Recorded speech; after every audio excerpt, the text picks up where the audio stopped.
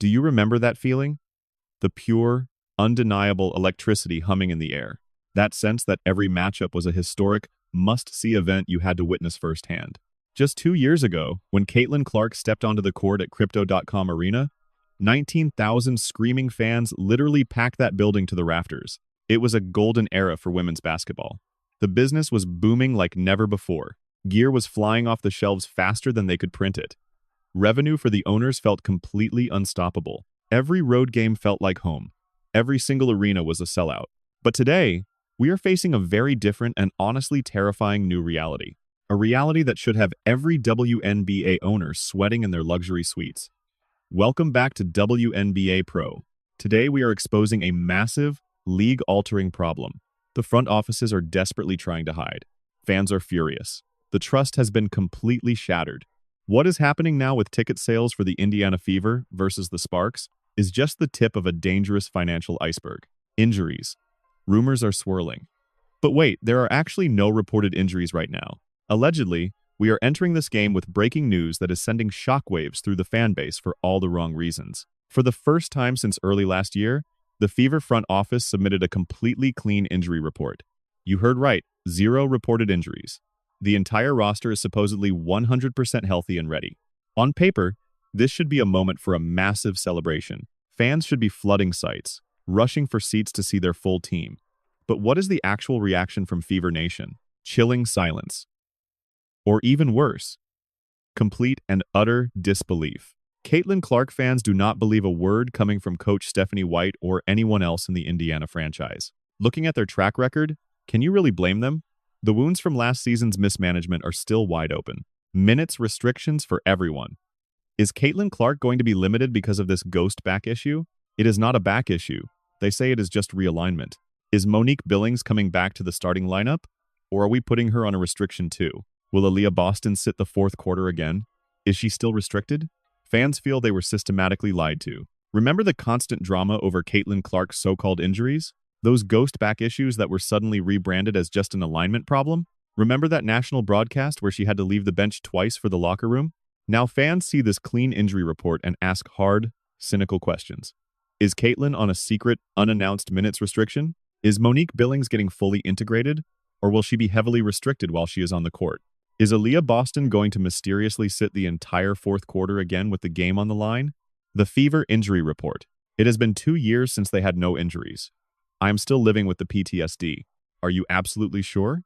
It has been a while. No restrictions on AB, Lexi Hull, or Caitlin Clark? Will the game be worth watching? The fans are simply not buying the story anymore. Comments are flooding every social media platform from people who have severe PTSD from last year's front office moves. They remember paying hundreds of dollars only to watch their favorite stars sit on the bench in street clothes. Remember what they did with Chloe Beebe?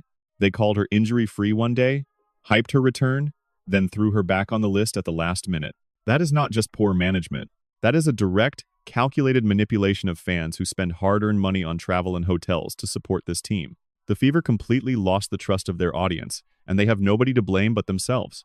This is where the story shifts from social media drama to a total economic disaster. Let us look at the cold, hard business of professional sports, because the numbers do not lie. It looks like they aren't even selling upper deck tickets for Caitlin Clark's first game in Los Angeles. They set a record at Crypto.com Arena, packing 19,000 people into that building. 19,000 people packed that building. Fast forward 2 years, and look where we are now. They aren't even opening the top sections anymore. The 300 level is dead. Just look at the upcoming game in Los Angeles. This is Caitlin Clark. It was supposed to be a massive primetime showdown, but the live seating chart for Crypto.com Arena tells a different story. The entire 300 section, that massive upper deck, is completely grayed out and unavailable. They aren't even listing tickets for those top rows. Management clearly saw the internal financial forecast and blinked. After seeing the crushing drop in consumer demand, they decided it wasn't even worth the cost of turning the lights on in the upper levels. They are literally tarping off entire sections to shove the remaining crowd down lower, trying to avoid a total embarrassment on national television. Check standard tickets only. You'll see a massive amount of seats still wide open. $180, $130. Honestly, folks, these are bargain bin prices. $100 for section 101. Sit behind the basket for just $55. $56, $78, $76 behind the glass. If you think the lower bowl is sold out, You are dead wrong. Look at these standard ticket sales. It's a sea of blue dots. Thousands of seats are sitting empty, and the prices? They are absolutely cratering right now. You can sit right near the action for just $100. You can sit right behind the basket for $55. A few years ago, during the peak of Clarkonomics, you would have needed a second mortgage just to get in the building when the fever arrived. Only weeks ago, they were asking nearly $900 for the worst nosebleed seats for the home opener. Now that they're on the road, the bottom has totally fallen out. This is the Stephanie White effect in full swing.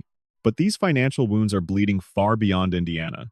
Trust me, it's not just the fever feeling the weight of the Stephanie White effect. Other owners across the league are starting to sweat, wondering why they aren't packing arenas the way they were just a few years back. Why are merchandise sales tanking? Why is the money from concessions drying up? Why aren't we seeing these returns? Why isn't the money coming in like before? I watched Rudy's video recently, shout out to Rudy. He really went deep on this. Go subscribe to his podcast for the full breakdown. Look at the Washington Mystics game.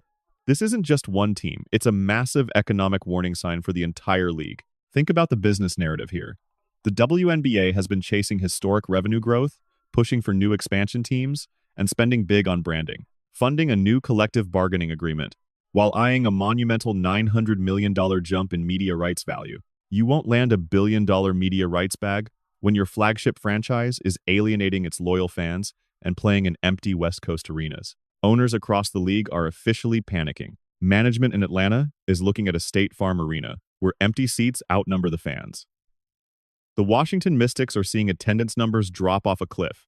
When the Indiana Fever visit, other teams depend on that massive surge of ticket cash to keep their books in the black. This is an incredibly fragile economic ecosystem. If fans stay home because they feel manipulated by the Fever, it means tanking merchandise sales, falling concession revenue, and a devastating blow to the league's bottom line.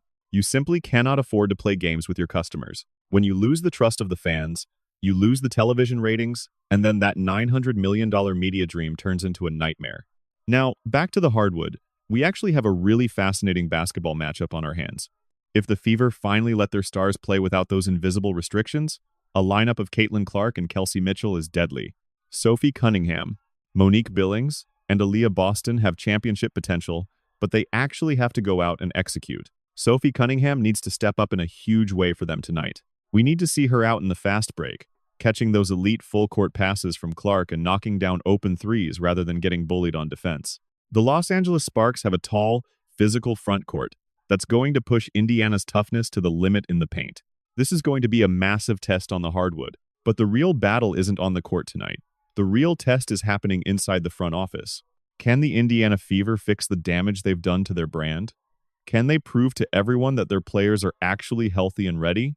Can they stop the financial bleeding before it causes permanent damage to the league's value? Fans are voting with their cash, and the verdict is brutal. We don't trust you anymore. It's loud, clear, and painful. What's your take on this? Did the Fever front office kill fan loyalty for good? Or can a winning streak actually salvage this massive financial train wreck? Drop your unfiltered opinions in the comments. I want to hear the truth. Smash that like button and subscribe to WNBA Pro for the realest, toughest analysis online. Thanks for watching, and I'll catch you in the next video.